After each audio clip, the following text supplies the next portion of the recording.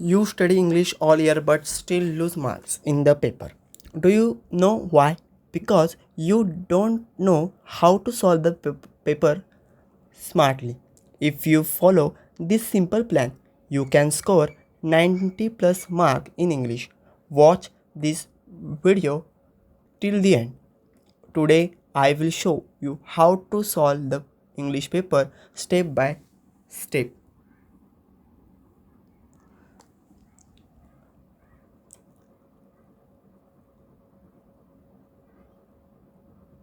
Very simple English, okay? Most students waste time in the English exam. I will teach you a secret time plan trick. Hello students, in this video you will learn how to plan your English paper like a topper. तर आपण व्हिडिओला वेळ न घालवता सुरुवात करूया. यामध्ये तुम्हाला मी पेपरचे व्यवस्थित नियोजन कसे करावे, पेपर कसा सोडवावा, उत्तर आकर्षक कसे करावे हे थोडक्यात सांगण्याचा प्रयत्न केला आहे. ओके, आता आपण व्हिडिओला वेळ न घालवता सुरुवात करत आहोत. बिफोर स्टार्टिंग द पेपर सुरू करण्यापूर्वी पहिले तुम्हाला पेपर चाळायचा आहे, काळजीपूर्वक वाचायचं आहे. त्याच्यात कुठले प्रश्न आहेत, काय आहे, हे सगळं तुम्हाला एकदा नजरेखालून एका दृष्टिक्षेपात नजरेखालून घालायचं आहे किंवा त्याच्यावर एक दृष्टिक्षेप टाकायचा आहे. आता सी ऑल सेक्शन्स बरोबर आहेत का ते बघायचे आहेत. कुठले सेक्शन आहेत, रायटिंग स्किल आहे, रीडिंग स्किलमध्ये तुम्हाला पॅसेज वगैरे येतो, ग्रामर आहे. ओके, ते सगळं चेक करा. नंतर आहे टाईम प्लॅनिंग करायचं आहे. आता तुमचा 3 तासाचा पेपर आहे. तुम्हाला रीडिंग सेशनला 30 मिनिटे, ग्रामरला 30 मिनिटं. ठीक आहे, ह्याच्यापेक्षा सुद्धा जरा कमी वेळ लागला पाहिजे तुम्हाला, कळलं? ते 30 मिनटं मी तुला जास्त झालं, थोडा कमी वेळ लागला पाहिजे. रीडिंग सेक्शन कसं आहे, तुमची काय म्हणतात ते एखाद्या पॅसेज तुमचं वाचन कौशल्य कसं आहे त्यावर अवलंबून आहे आणि तुमची ग्राफ्सिंग पॉवर कशी आहे. म्हणजे जास्तीत जास्त आपण ग्राफ्सिंग करतो का त्यावर तुमचं ते अवलंबून आहे. त्यामुळे तुम्हाला पॅसेज जो आहे तो केअरफुली वाचायचा आहे. पण तुम्ही काय करा, तुम्हाला सांगतो, पहिले पॅसेजवरचे क्वेश्चन वाचून घ्या आणि मग पॅसेज वाचा. आता ट्रू ऑर फॉल्स विचारलं आहे, समजा the encounter of special kind हा तुम्हाला लेसन आहे आणि त्याच्यातलंच एक पॅरेग्राफ तुम्हाला परीक्षेला पडला आहे, तर त्यावर ट्रू ऑर फॉल्स आहे समजा. तर तुम्ही काय करा, पहिले क्वेश्चन वाचा, स्टेटमेंट वाचा पहिलं, मग तुम्ही पॅसेज वाचा, मग ती उत्तर दिस इज, म्हणजे हे स्टेटमेंट फॉल्स आहे, this is a false statement, this is a true statement. Okay, मग तुम्ही प्रश्नाचं उत्तर सोडवा. पहिलं क्वेश्चन वाचून मग पॅसेज वाचा. ते तुमच्या वाचन क्षमतेवर आणि ग्राफ्सिंग पॉवरवर अवलंबून आहे. ठीक आहे, तुम्हाला ह्याच्यामध्ये जास्त किंवा कमी वेळ लागू शकतो, पण एकंदरीत तुम्हाला यापेक्षा जरा कमी वेळ लागला पाहिजे, 30 मिनटापेक्षा कमी. ठीक आहे, कारण पुढचे जे सेशन्स आहेत, ग्रामर आहे, त्यात लँग्वेज स्टडी वगैरे. मग ग्रामरमध्ये तुम्हाला प्रिफिक्स सफिक्स आहे.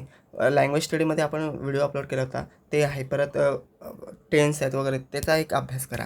ठीक आहे, सिम्पल सेंटेन्स तुम्हाला आता सिम्पल शब्द सांगायचं झालं, सिम्पल सेंटेन्स तुम्हाला यूज करायचे. जेव्हा हे तुम्हाला मी आत्ताच सांगून ठेवतो, पेपराची उत्तर लिहिताना तुम्हाला सिम्पल सेंटेन्स यूज करायचे आहेत.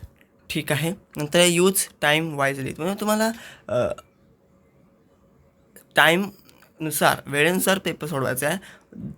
Do not waste time on one question. तुम्ही एकाच प्रश्नावर जास्त वेळ देता, तर तसं करू नका. तुम्हाला तो प्रश्न येत नाही ना, पुढे जावा, नंतर मग सगळा पेपर सोडवून होईल तेव्हा तो सोडवा. त्याच्यावरच टाईम तुम्ही काय करता, त्याचाच विचार करत बसता आणि तो प्रश्न आपल्याला येत नसला तरी त्याच्यावर विचार करता आणि उरलेला पेपर आहे तो सोडवायचा राहतो. तर तसं करू नका. एकाच प्रश्नावर तुम्ही फोकस करू नका.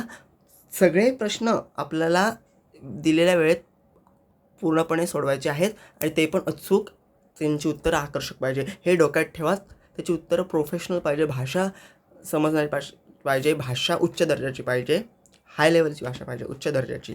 ठीक आहे, ग्रॅमॅटिकल ती बरोबर असली पाहिजे. ठीक आहे, ग्रामीण भाषा नको आहे आपल्याला, ग्रॅमॅटिकल बरोबर असलेली हाय लेवलची पाहिजे. आता हाऊ टू सॉल्व, आता रीडिंग सेशन तुम्हाला कसं सॉल्व करायचं आहे ते मला मी आधी सांगितलं आहे, पण परत एकदा सांगतो. क्वेश्चन पहिले वाचा, मग पॅसेज वाचा. तो पण तुमच्या रीडिंग स्किलवर, वाचन कौशल्यावर आहे, तुमची ग्राफ्सिंग पॉवरवर आहे, तुम्ही किती वेळ ते ग्राफ्सिंग करताय त्याच्यावर आहे. अंडरस्टँड द मिनिंग, त्याचा अर्थ समजून घ्या. वाचताच त्याला वेगळा वेळ नका देऊ. तुम्ही एखादा पॅसेज वाचताय, the encounter of special kind असेल तुम्हाला लेसन, तर समजा तो त्याच्यावर पॅसेज विचारला आहे, तो वाचताय, तर तुम्ही काय करता, एकदा वाचणार, नंतर मग त्याचा अर्थ समजण्यासाठी तुम्ही परत वाचता. तर तसं करू नका. ओके, वाचता याचा अर्थ समजून घ्या. ठीक आहे. Answer in short and correct sentence. तुम्ही आन्सर एकदम मोठं लिहिला तर मोठं, पर्सनल रिस्पॉन्स क्वेश्चनची वगैरे, तर मोठं लिहू नका, शॉर्टमध्ये लिहा आणि करेक्ट सेंटेन्समध्ये लिहा. ग्रॅमॅटिकल ते बरोबर असलं पाहिजे. ठीक आहे. पर्सनल रिस्पॉन्स क्वेश्चनवर मी व्हिडिओ अपलोड केलेला आहे, तुम्ही पाहू शकता आपल्या चॅनलवर. आता do not copy full lines, write your own words. Okay, तुम्ही काय करता, पर्सनल रिस्पॉन्स क्वेश्चन लिहिताना किंवा कुठल्याही प्रश्नाचं उत्तर लिहिताना ॲज इट इज पॅराग्राफली लाईन तुमच्या उत्तरात लिहितात. तसं करू नका. तुम्हाला जे काही समजले, तुम्ही त्या वेळेत जे ग्राफ्सिंग केलेत त्यावेळेत ते लिहा. ठीक आहे. आता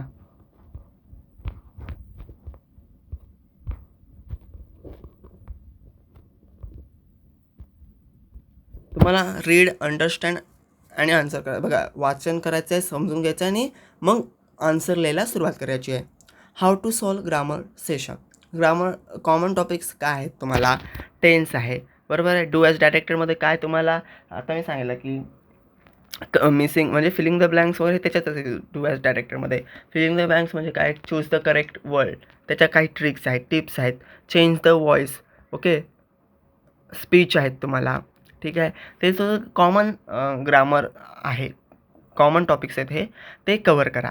आता आपल्या या चॅनलवर मी लँग्वेज स्टडीचे जे क्वेश्चन्स आहेत त्याच्यामधले पहिला जो व्हिडिओ आहे तो पूर्ण क्वेश्चन घेतले होते लँग्वेज स्टडीचे, आणि दुसऱ्या व्हिडिओमध्ये हे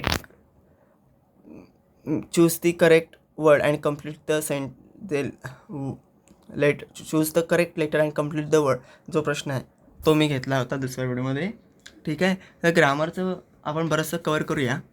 आता आपले फक्त रिलेटेड वर्ड्स आणि चेंज द व्हॉइस आपण घेऊया आणि टेन्स घेऊया ग्रामरचे. सफिक्स अँड प्रिफिक्स एकदम सोपं आहे, ते तुम्ही करू शकता.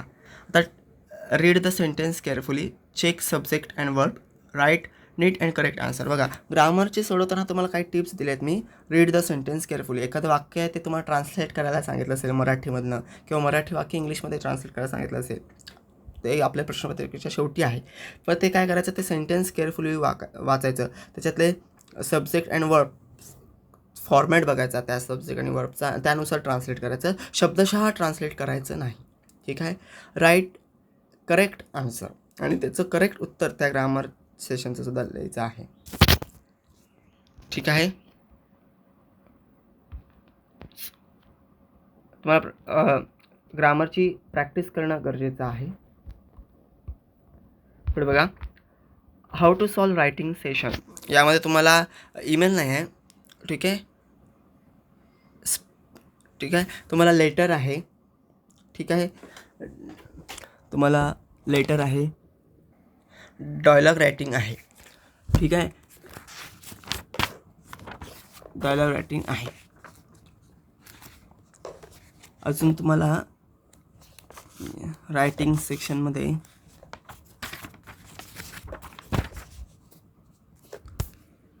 स्पीच आहे. ठीक आहे. म्हणजे तुम्हाला ईमेल, एसे आणि नोटीस हे नाही आहे, तुम्हाला लेटर आहे, स्पीच आहे, डायलॉग रायटिंग आहे. सो याचा तुम्ही व्यवस्थित अभ्यास करा. आता स्पीच कसं लिहायचं ते सुद्धा मी तुम्हाला एक त्याच्यावर पण आपण पुढे व्हिडिओ बनवूया. तसं डायलॉग रायटिंग कसं करावं त्याच्यावर पण आपण एक पुढील व्हिडिओ बनवूया. तुम्हाला रिपोर्ट रायटिंग आहे. ठीक आहे. नंतर आहे तुम्हाला इन्फॉर्मेशन ट्रान्सफर, ते आहे इन्फॉर्मेशन ट्रान्सफर, ते आहे, त्याच्यावर पण आपण एक व्हिडिओ लवकरात लवकर बनवूया. ठीक आहे.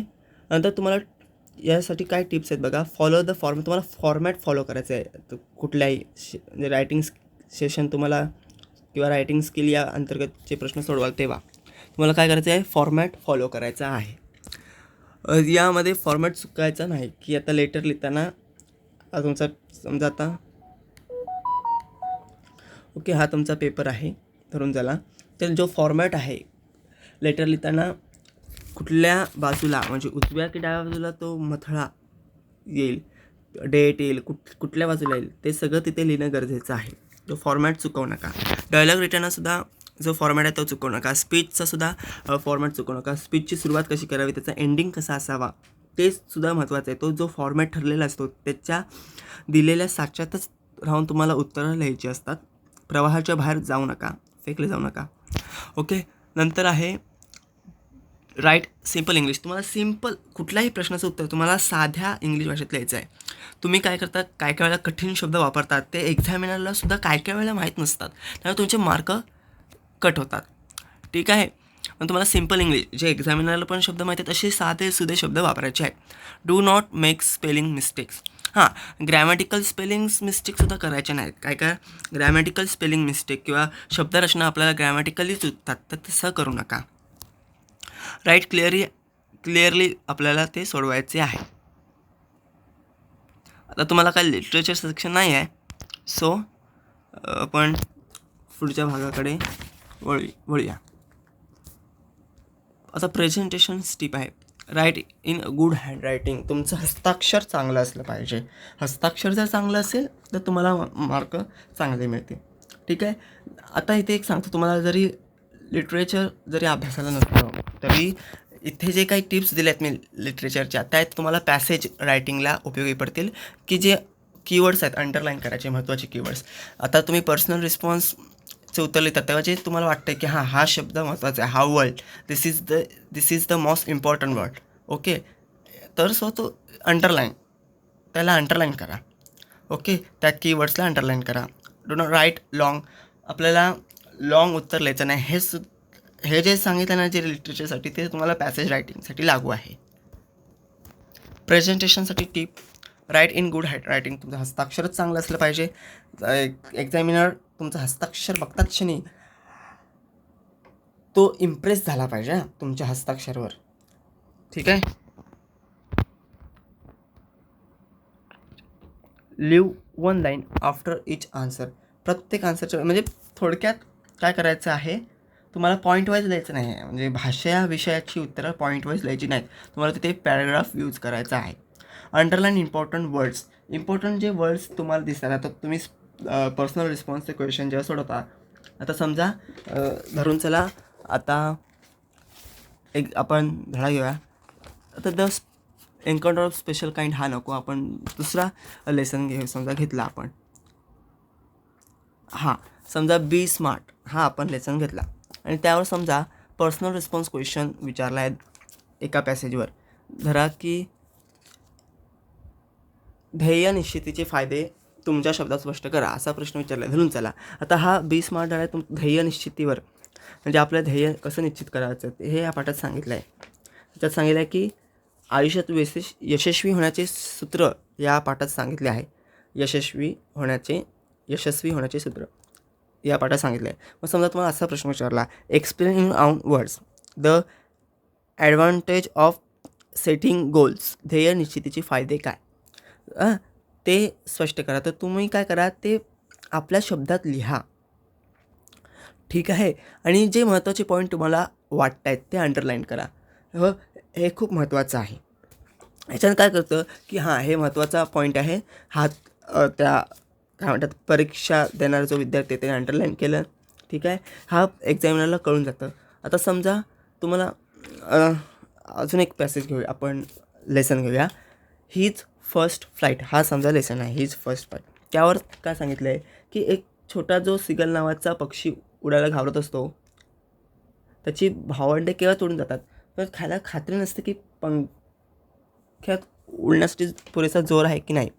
मग तो काय करतो, तो त्याची पहिली उडान नंतर मध्ये बाबा त्याला हे करते, काय म्हणतात ते आईवडील त्याच्यासाठी काही मासे वगैरे पकडून आणणे बंद करतात. मग नंतर तो शेवटी उडान घेतो, भरारी घेतो. Okay.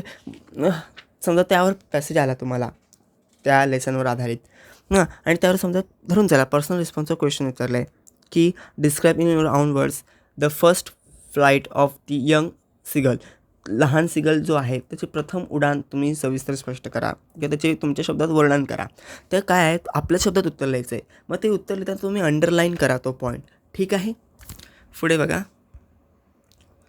Good presentation gives extra marks. Good presentation असल्यामुळे आपल्याला काय मिळतात, मार्क्स पैकीच्या पैकी फुल मार्क्स मिळतात. हां, एक्स्ट्रा मार्क्ससुद्धा एक्झामिनर देऊन जातो. जिथे आता पर्सनल रिस्पॉन्स 2 मार्काचा आहे धरून चला, पण तुमचं प्रेझेंटेशन चांगलं असेल तर तिथे तुम्हाला एक्स्ट्रा म्हणजे 2 पैकी 2 मार्क्स मिळतात. जिथे तुम्हाला समजा धरून चला तुमचं प्रेझेंटेशन चांगलं आहे, जिथे तुम्हाला अर्धा मार्क्स मिळणार आहे आणि तुमचं प्रेझेंटेशन चांगलं असेल तिथे तुम्हाला 2 पैकी 2 मार्क्स मिळतातच. Okay. Revision at the end. आणि तुम्ही काय करायचं, रिव्हिजन काय करायची आहे, रिव्हिजन म्हणजे सराव नाही करायचा आहे आपल्याला, तिथे एक चाळणी करायची आहे. काय करायचं आहे, उरलेल्या 10 मिनटात paper check grammar mistake, check question number सगळे बरोबर आहेत की नाही, ठीक आहे. चेक स्पेलिंग बरोबर आहेत की नाही, सगळा प्रश्न सोडवलेला, पेपर सोडवलेला आहे की नाही ते बघायचं. कुठे चूक झाली आहे, काय चुकलं आहे ते बघायचं. सगळ्या प्रश्नाची उत्तरं काय म्हणतात ते प्रश्न क्रमांकानुसार सोडवली आहेत की नाही ते बघायचं. ओके. ग्रामर मिस्टेक केली नाही ना ते बघायचं. सेंटेन्स फॉर्मॅट चुकला नाही ना ते बघायचं. रायटिंग स्किलचा जो फॉर्मॅट आहे, लेटर रायटिंगचा असेल, डायलॉग रायटिंगचा असेल, जे काही तुम्ही सोडवणार असाल त्याचा फॉर्मॅट आहे, त्याचा जो एक ढाचा असतो, ढाचा किंवा साचा, तो फॉर्मॅट चुकलेला आहे की नाही ते बघायचं. बरोबर आहे ना तो, त्या साच्यात किंवा त्याचा जो ढाचा आहे, आपण फॉर्मॅट म्हणतो त्याची रचना, त्याच्यातच आपण लिहिलेलं का ते बघायचं, ठीक आहे. Always revise your answer. तुम्ही तुमच्या आन्सर जे आहे ते चेक करत राहायचं, ते रिवाइज करायचं.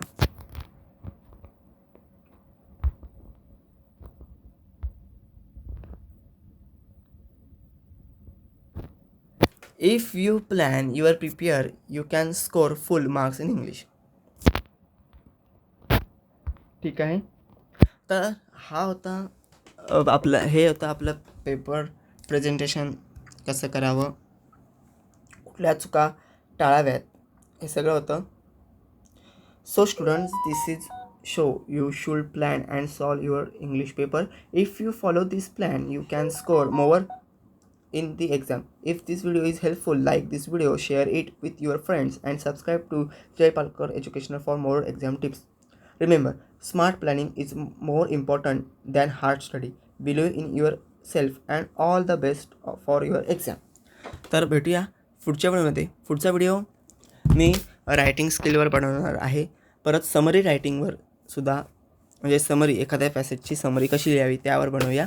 आणि रायटिंग स्किलवर बनवताना आपण लेटर रायटिंगवर बनवूया आणि डायलॉग रायटिंगवर बनवूया, किंवा स्मॉल पेजवर. लेटर रायटिंगवर तर बनवणारच आहे मी व्हिडिओ. डायलॉग रायटिंग किंवा स्मॉल पेज या दोघांपैकी कुठेतरी एका विषयावर मी व्हिडिओ बनवेल. ठीक आहे. भेटूया पुढच्या व्हिडिओत.